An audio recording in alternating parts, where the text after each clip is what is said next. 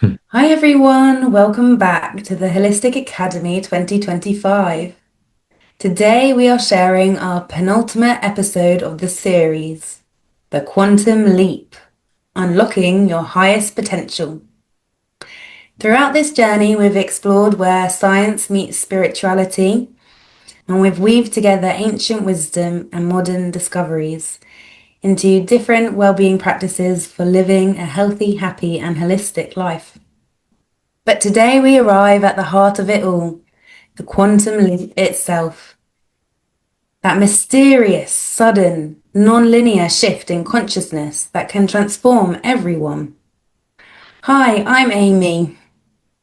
And I'm David, and I can't wait to explore this topic. And I think it's the perfect segue to our last episode of this series of the Pillars of Health, because we are going to go into these quantum leaps that have transformed cultures, history, and science throughout time. And we will understand in a different way how we can arrive or achieve our highest potential. So, in physics, a quantum leap isn't gradual, it's instantaneous, just as this society wants us to be instantaneous. An electron doesn't crawl its way to a higher orbit, it vanishes from one state and appears in another with no path in between. So we are going to explore these leaps of energy,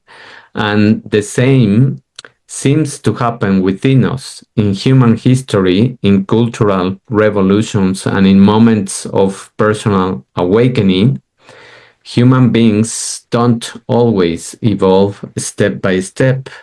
Sometimes we have these jumps, just like right now, it feels that we are going to give a big jump with these AI systems, and a single realization, one flash of insight, and life is never the same again. Exactly. Our story today isn't just about what consciousness is, as you can learn more about that from our previous episode on the history of consciousness. Today's episode is about what consciousness can do and how consciousness can jump, and how for thousands of years people have taken quantum leaps in awareness, a sudden transformative shift that may change the way they see themselves, others, and the world. Because if there's one thing in human history that we have learned over time, it's that consciousness doesn't always evolve slowly and evenly. It jumps and it leaps. Mhm. Yeah, and those leaps have happened again and again across centuries and cultures. Every time humanity has faced limitation or crisis, we have found a way to see higher, to think deeper, and to love wider. And also, I think that every time we face these struggles and we think that we can't go from this feeling or of being stuck, you suddenly find this inspiration in the universe, in the world, in something that happens to you in your life, and that's the spark of this energy that you need to give the jump. So let's explore some of the greatest quantum leaps in consciousness and what they can teach us about taking our own. Thanks, David. Yes, let's segue into the ancient leaps, where we have changed our thinking paradigm from separation to connection. Mm. So, 2,000 years ago, the greatest leap was from survival to meaning. The world's ancient traditions began to awaken us to the idea that life wasn't just something that happened to us, it was something that we could participate in consciously. Buddha's awakening under the Bodhi tree was one such leap from suffering to awareness. In that instant, he saw that pain doesn't come from the world outside of us, but from our own clinging towards the pain. So liberation wasn't in changing reality, but in changing perception. I love that analogy because I think that when you change that perspective of things, you can look at them in a completely different way. And around the same time, in the Mediterranean world, philosophers like Socrates and Plato took another leap from myth to self inquiry. They dared to ask, what is truth? What is virtue? What is the self? Meanwhile, in indigenous and African traditions, leaps were made to do with connection, a realization that we belong to each other. Yeah, exactly. Thanks, David. And in African Ubuntu, it's a famous saying that some people might have come across. It says, I am because we are. So this isn't just a moral statement, it's a consciousness shift. And I wish the Western world, our individualist mindsets could catch up with this collectivist community and harmony within us.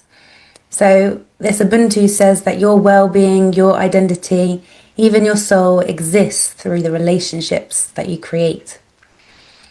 And moving across the sea to the Nahua people of Mesoamerica, they had Teotl, which is a word for the single sacred energy that animates all things. So that was another leap. And similarly, they saw that the idea that we were all fragmented transitioned into a unified one. And these early insights were humanity's first great transformations, leaps from fear to participation and from me to we. So, what about the spiritual leaps, David, from religion to realization next? Mhm. Well, I love these kind of reflections because I think that, yes, we are approaching this stage, this new era of living this selfish culture of I am everything and I am separated from many other people.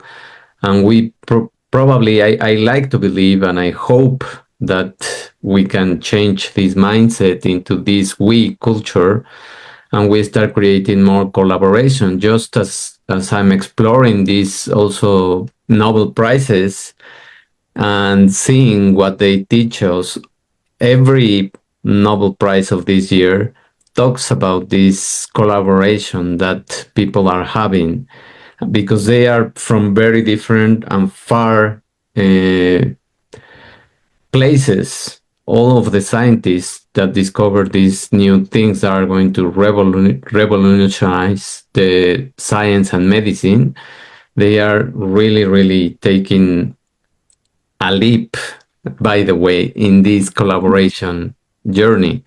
So, as centuries passed, humanity also took another leap from external authority to inner truth. Mystics in every tradition began to say the divine isn't out there, it's in here, it's within us, and we have to find that out.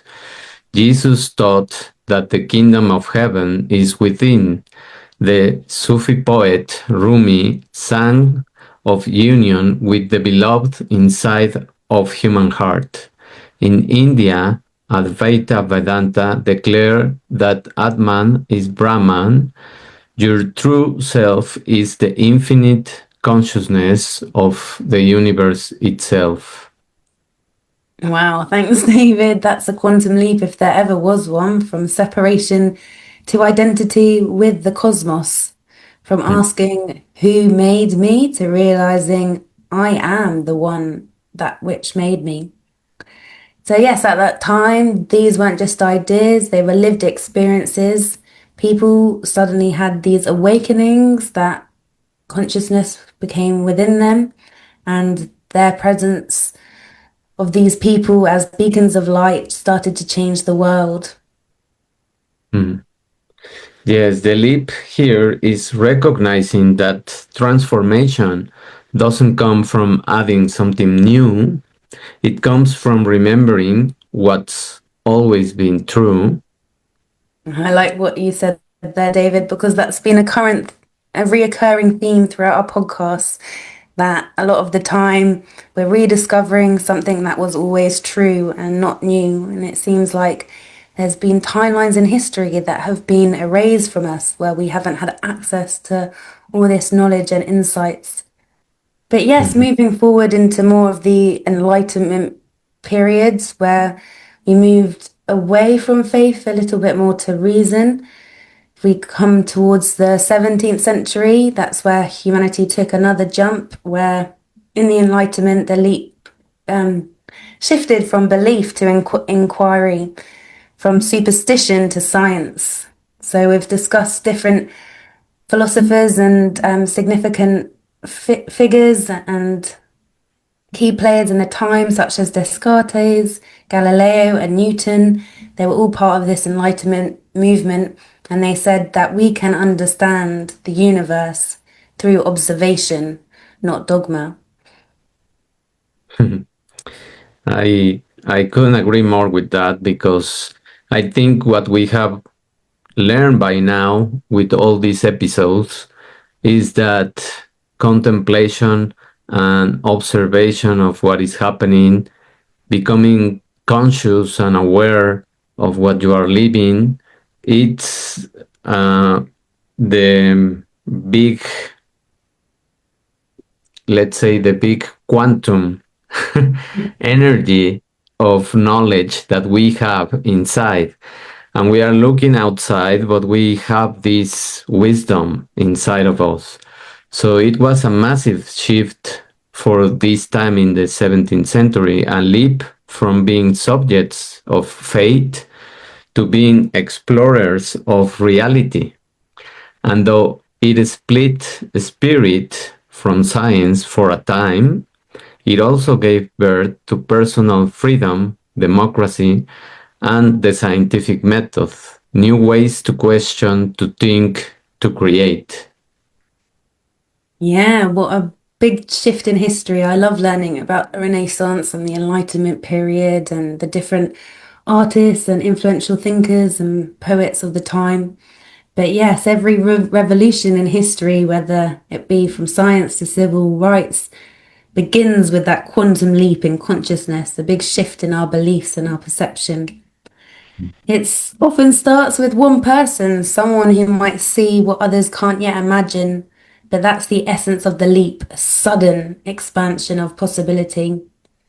So yeah, it's been a really interesting time of it over the timeline of how quantum leaps have shifted our cultures and the way we see the world and science and discovery. And it's going to be even more interesting, as you mentioned at the beginning, David, about now with technology and AI, how all these quantum leaps and shifts in consciousness are going to influence our evolution as a human species.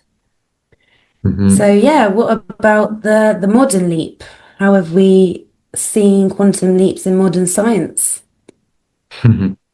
Now we are going to see how we can change from the mechanism, the process to mindfulness.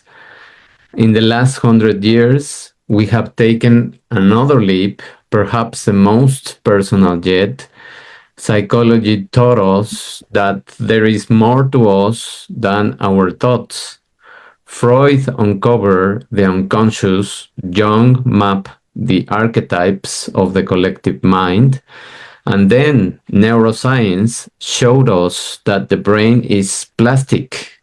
Yes, it is, as you should know by now that you have changed. Hopefully, you have already changed the way you see history and the way you see all of the lessons that we have shared. So, your brain is plastic and you can learn at any point in time, and it will change as we are changing also.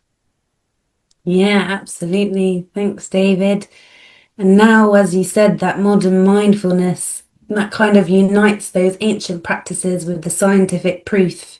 We have practices like meditation, breath work, and also compassion training with measurable effects, showing that in our brain there's an increase of grey matter, reducing anxiety and improving focus. So science at the moment is now catching up with all these old ideas from ancient practices and from spirituality. And that sort of confirms the next quantum leap in science, that psychology, those psychological explorations, they have shown that we can consciously evolve ourselves.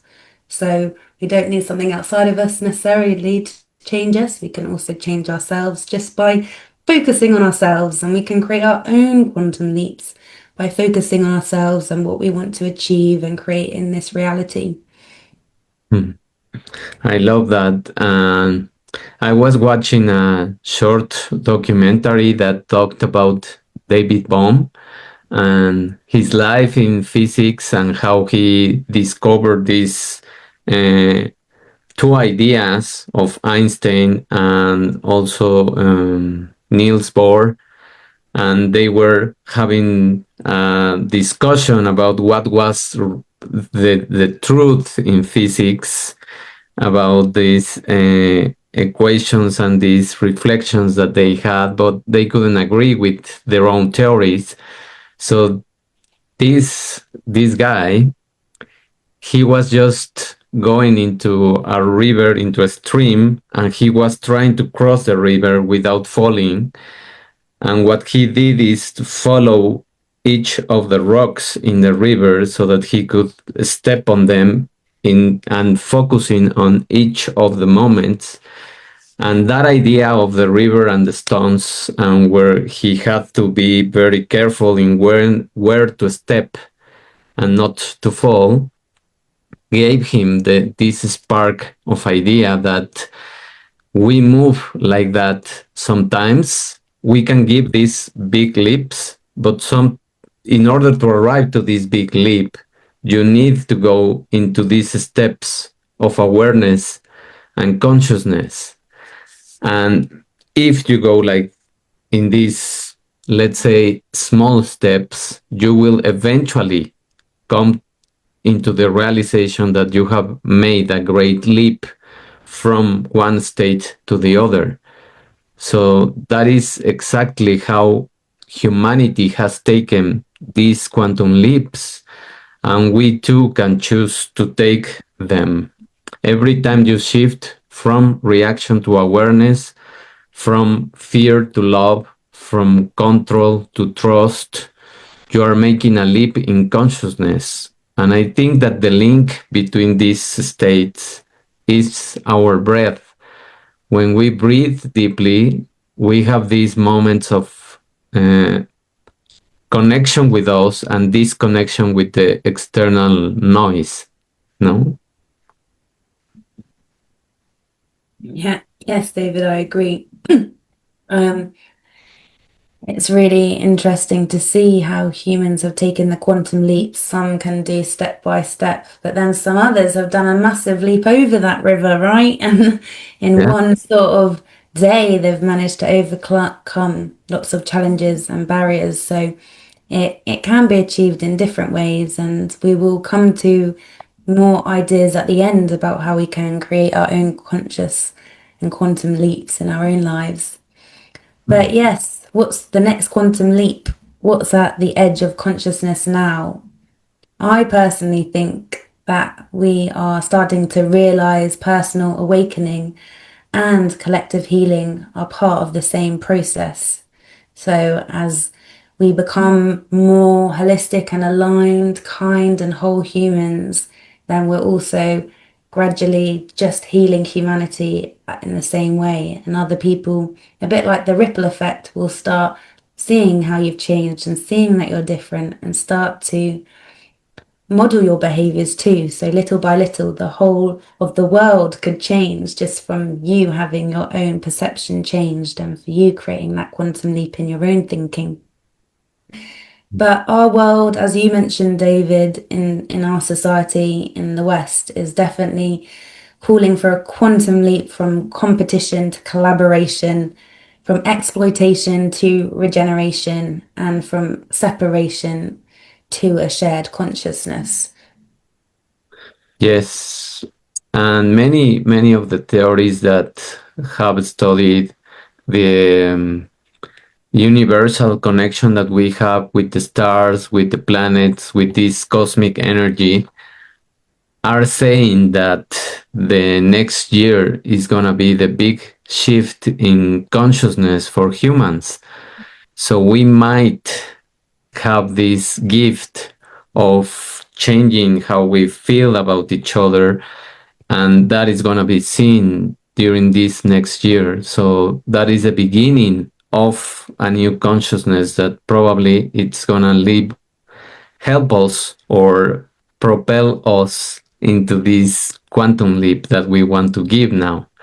And that leap starts with every individual, with us daring to see differently. When we take quantum leaps inside ourselves, the outer world begins to reorganize around that energy. Yeah, that's the same principle as quantum physics. If you change the observed changes too. So just the same way as you change the way that you look at things, the way you look at things change. That was Wayne Dyer, I think, that he said that. And I love that phrase from him because he really had a lot of truth inside of that phrase. Whenever you change your perspective about things, that's when everything starts to shift and shape in a different way. And every great shift in history began with one or two people leaping beyond the known, from the Buddha to Einstein, from mystics to innovators, from social reformers to artists. Yes, exactly. All these people, each of us, we all have that same potential to leap beyond fear, to leap beyond limitation, and to leap into the next version of who we are meant to be. So today we've learned just how consciousness can jump us forward. And the next jump, the next quantum leap, might just be yours. So, have you ever felt a sudden shift, a moment where everything just clicks and you see yourself and the world differently? That is what we have been calling that quantum leap in consciousness. But did you know how it happens? It actually happens inside your body at a cellular level. It's about raising your vibration. You might have heard this in many songs played, but it's a real thing. You can raise your vibration and you can raise your frequency. We are all, each of us, an energetic and biological system, and we can rapidly reorganize into a higher state of coherence. So, if you can make yourself feel better and dance and sing and play with a higher frequency and create every day, then you'll be vibrating at a higher frequency and you'll start noticing how your reality also changes according to that frequency. Mhm. Yeah, I really love this kind of moving into our own bodies, and this also is linked to what we spoke last week about our emotions, about our ancestral lineage, and how that kind of frequency sometimes can either take us below into a spiral, or it can take us up if we learn the lesson of when we recognize the patterns. So every cell in your body is vibrating energy. We are more energy than matter. And at the subatomic level, atoms are constantly moving, interacting, and responding to your emotions and thoughts. They are receiving these kind of frequencies from your thoughts. So when your energy is scattered by stress, by fear, or by being overwhelmed, your cells are operating at a low chaotic frequency. But when you consciously shift to gratitude, to love, or calm, focus, something incredible happens. And as I mentioned before, you can just take deep breaths whenever you feel these stress or chaotic things happening, and this link is going to help you. Absolutely, David. I love the power of the breath. It's amazing how just taking 5 deep breaths can change the entire frequency of your body and how you feel. And your cells literally are resonating at a different level. Think of it maybe like tuning into a radio. Suddenly you're picking a completely new frequency, one that aligns with clarity, creativity, and well-being. So we all have the power to change our frequency and raise our vibe. And, to summarize, if we were going to take a quantum leap in consciousness, you can change your vibration through breath, but also emotions and awareness. Some people practice listening to affirmations and positive affirmations to get them into a higher state. What's important then is to shift your frequency through sustained, elevated states like love, gratitude, and flow. I think a lot of people might have a quantum leap, but then suddenly go back to their old reality. And that's because they haven't been able to sustain that elevated state. So it's about cultivating that routine and that practice to keep you in that high vibe. And when you do that, your cells will start to reprogram with new electromagnetic patterns, with your electrons literally vibrating in a new way that support your own healing and growth. So before we finish, I think I would like to share a practice that I sometimes do when I feel stressed or scattered or have a scrambled brain doing lots of gymnastics and acrobatics. I just try and sit in a quiet space, putting a hand on my heart and sometimes on my belly, and just sit and take 5 slow, deep breaths. And then I just start breathing for 30 seconds to let my mind gently come to a bit more peace. And I'll tune in then to those higher vibrations of gratitude and love, even if it's just a small amount. So sometimes you could think of something you love or someone you love to just sit in that higher vibration. And as you're in that state, what's really powerful is you can expand that energetic frequency through your body. So I'll try and visualize that high vibe, loving, grateful feeling as light expanding through every cell, reaching into my cells and into the DNA and even changing the structure of it. And what's really important is to try and hold this vibration as much as you can. So I just sit in it, hopefully for a full minute, hoping that that will be enough to keep me going. But if not, I will repeat it until I start feeling more of a shift of warmth and tingling in my body. And I'll then get some moments of calm and clarity. And I'm able to know what my next step is to take or what step might help avoid jumping along lots of pebbles and just taking a big leap across the water. But yeah, your body is changing today listening to us. It changes frequency all the time in real time. So it's important to be conscious of your energy and choose where your energy goes, because where your attention goes, energy grows, and you want to make sure then that you're having that positive environment that keeps your energy and frequency a lot higher. By that act that I just showed you of touching your heart and being in tune with your body, that brings your heart and brain into sync, and your whole system in your body can shift from fight and flight to that calm focus. So whenever you're in doubt or feeling stressed, I think the breath is really great, but also combining it with your heart, because I believe your heart is that bridge to higher consciousness. So, just then to finish, David, do you have any other tips on how we can cultivate several quantum leaps into our daily lives?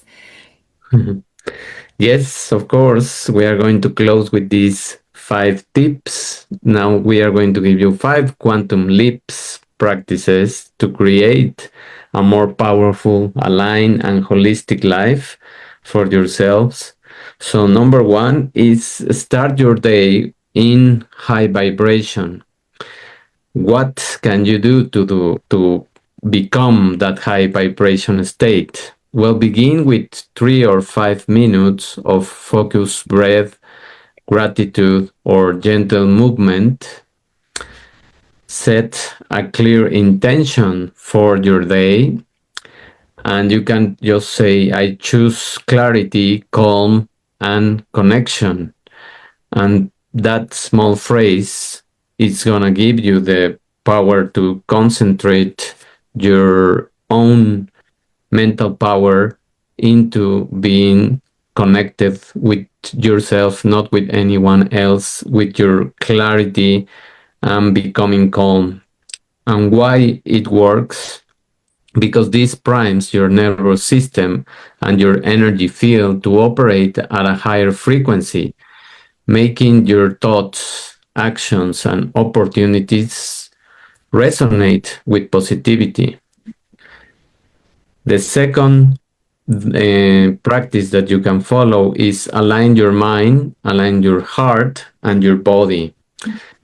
How do you do that? Well, take a short alignment breaks during the day.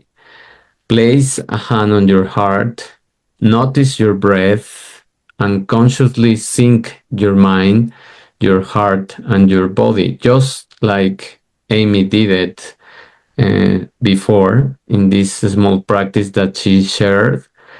We can start doing this connection and infuse this moment with a feeling of love, joy, or gratitude. So, also, what it can work a lot is that you feel your um, beats of your heart. When you feel the beat of your heart, you connect with it, and then you can generate this heartbreak coherence, which is going to strengthen your focus, your intuition, and your emotional resilience. And it will create a cellular environment that will ripe for transformation. Number three, curate your energy inputs. So, what do you have to do? Limit negative media, so that's news, gossip, or stressful interactions.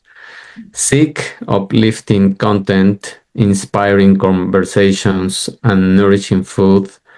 And something that works for me, for example, is music, songs that I like, or rhythms that make me feel peaceful. That helps me to create this uplifting state. And also spend time in nature or around people who uplift you. Why does this work? Well, frequency is cumulative. What you see, what you hear, and consume solely programs your vibration. Choose high vibe inputs to sustain your energetic momentum, and you will keep it up instead of going down with the news. Number four, move and energize your body. And probably this is my favorite because after doing a session of exercise, I feel that the energy has changed completely. So move daily. You can walk, you can do yoga, you can dance, you can just stretch, but do something in terms of physical activity so that you can begin this moving of the energy. Focus on how it feels, not just what it achieves. Visualize your energy rising through your body as you move. And why does this work? Well, movement creates circulation both physically and energetically, and it shifts stagnant energy, clearing mental fog and raising cellular vibration. And lastly, the number five is end the day in reflection and release. So, what can you do at night? Take 5 minutes before bed to reflect on what you are grateful for. Mentally release worries, regrets, or fear. And as an option, visualize light expanding through your body, clearing lower frequencies. And you can just start with one thing that you can be grateful for your day and focusing on that single thing. And probably from there, things are going to start lighting up in that frequency. So, why does this work? Because a high frequency state before sleep allows your nervous system and cells to consolidate the day's quantum leaps, making them part of your baseline consciousness, and you will begin your next day with a higher vibration than the day before. So, as we mentioned, this cumulative energy will give you suddenly one day this quantum leap. Thanks, David. Those are some fabulous quantum leap tips. I'm definitely going to integrate some of them into my daily life to raise that vibration. But yes, I think it's important to recognize we don't need years to change our life. So there have been moments in my life I've felt rock bottom and in absolute despair. But by just laughing at it and changing your frequency and letting go, moving on, and remembering who you are and feeling good about life, then those moments of awareness and upgrading my beliefs can change my frequency and put me back in a higher state. And yes, each breath, each act of kindness, each surrender to flow can create big transformations and quantum leaps in our health, happiness, and wholeness. So when you open your awareness, align your intention, and act from love, the reality will organize around you. And for me, that is the ultimate leap. So, as we close this episode, remember a quantum leap doesn't need to take lots of time. It takes readiness and it can be instantaneous. Absolutely. Yeah. So remember that, folks, you can have a quantum leap even tonight. So, as we wrap up today's episode, unlocking your highest potential, remember this: every true transformation begins inside as an inner shift. A quantum leap doesn't happen out there, it starts in here. So, until next time, keep leaping. But next week, it's good if you want to tune in because we're going to dive into a new and final episode about money and wealth. It's going to be quantum wealth, rewiring your energy around money. We'll explore how your frequency, beliefs, and emotions directly influence the way money flows into and out of your life. It's not just about managing finances, it's going to be about transforming your relationship with abundance itself. Because as we've seen today, when you raise your vibration, your financial reality can change just as suddenly and profoundly as any quantum leap in consciousness. So I'll be delighted to see you next week as we explore how to create alignment, flow, and prosperity from the inside out. Thank you, Amy. And I couldn't agree more that we need this energy of vibration to now attach it to this concept of money and to also we are going to dive in these beliefs that probably our families, our ancestors gave us in terms of the money, and probably that's why we have some problems with it. But when we leave those messages behind and we tune in a different frequency, we will be able to attract this money into our lives. So remember to follow us, to connect, and to rate us in the different platforms in Spotify, in Apple Podcast. And of course, if you follow us in Substack, we have more content, more surprises that are going to come very soon. And write comments, give us questions or suggestions about any topic that you want us to approach. Thank you, and we will listen on our next episode. Thank you, Amy. Thank you, everyone. Bye.